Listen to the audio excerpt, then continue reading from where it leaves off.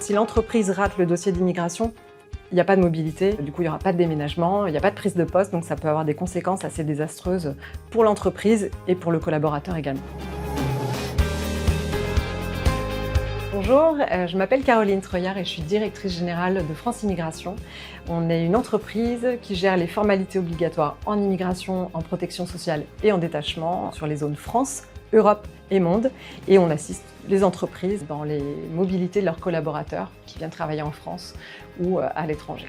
Bien en amont du projet d'expatriation, il faut se poser tout un tas de questions. Sur le collaborateur, est-ce qu'il a de l'expérience dans l'entreprise? Combien de temps? Combien d'années d'expérience il a? Quels sont ses diplômes?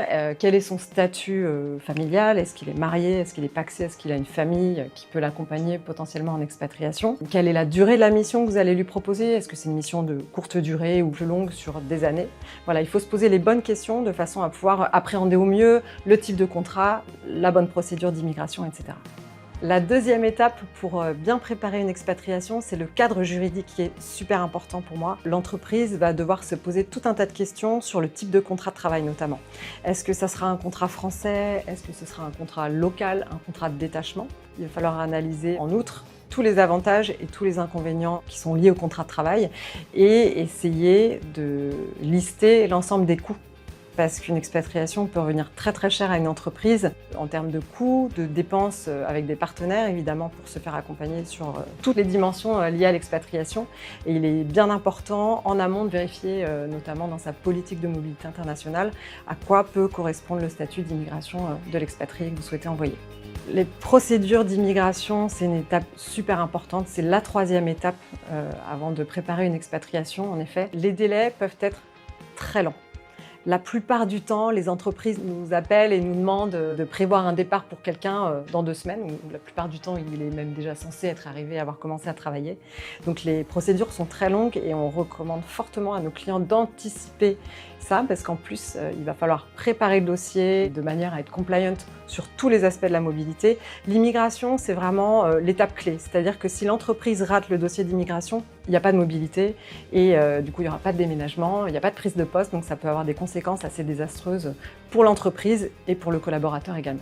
Sur le plan de la sécurité sociale, il faut savoir que le collaborateur français qui part en expatriation ne sera plus forcément affilié à la sécurité sociale française. Ça dépendra du type de contrat de travail.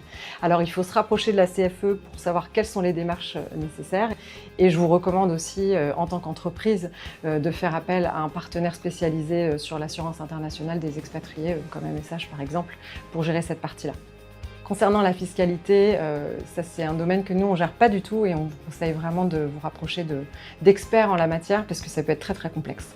Et la dernière étape, qui est souvent assez négligée par les entreprises, c'est de bien préparer le retour en France de votre collaborateur et de sa famille le cas échéant. La plupart des entreprises négligent un peu ce point parce qu'elles mettent toute leur énergie dans le départ et la préparation et même la vie de l'expatrié pendant la mission, mais peu pensent à toutes les formalités qu'il y a à faire au retour. Le premier point important, c'est l'annulation des permis de travail et permis de résidence du collaborateur et de sa famille, s'il y a une famille accompagnante pendant l'expatriation. La plupart des entreprises ne savent pas qu'il faut annuler les permis, mais c'est une étape clé et qui est obligatoire dans certains pays. La deuxième étape, c'est de penser à la réintégration de votre collaborateur dans son poste en fait. Il revient d'expatriation, qu'est-ce que vous avez prévu comme type de poste pour lui? Est-ce que vous avez, en tant qu'entreprise, échangé avec les services Talent Management par exemple pour voir la continuité de sa carrière dans votre groupe? C'est hyper important aussi de penser au retour d'expatriation. Et le troisième point, c'est de vérifier le statut familial de votre collaborateur au retour d'expatriation. On a souvent des cas de collaborateurs qui rentrent d'expatriation et qui ont rencontré l'amour pendant l'expatriation et qui reviennent habiter en France avec un conjoint étranger par exemple, auquel cas il va falloir faire des démarches en immigration pour le conjoint étranger.